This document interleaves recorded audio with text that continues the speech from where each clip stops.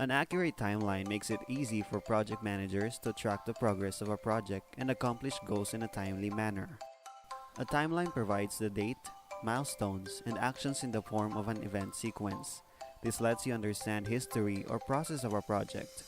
In this video, I'm going to show you how to create a timeline online. Open Gitmine's website and click the Get Started It's Free button. Next, click the New Flowchart button to start with a new project. Suppose that you want to create a timeline with a horizontal type of layout.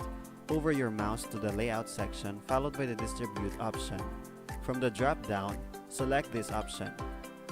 To add figures and icons, click the More Shapes button at the bottom left-hand side and put a check mark on the folders for your timeline. After that, simply choose the shapes and figures you want to add to the editor. For a wider view, press and hold the Control key and use the scroll wheel of the mouse to zoom in and out.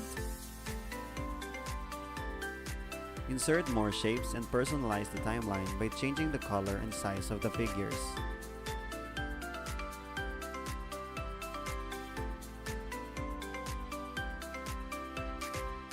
This time, add the information of the project to your timeline.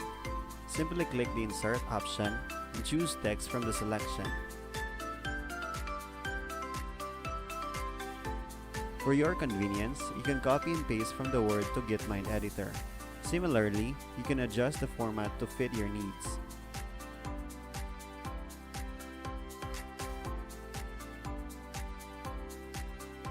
If you want to duplicate figures to add more events, press and hold Shift, then select each element. Now press Ctrl D or right-click and choose Duplicate.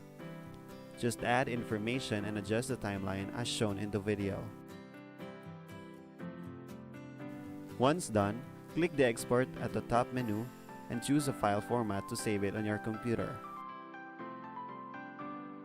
For more useful videos like this one, subscribe to our YouTube channel.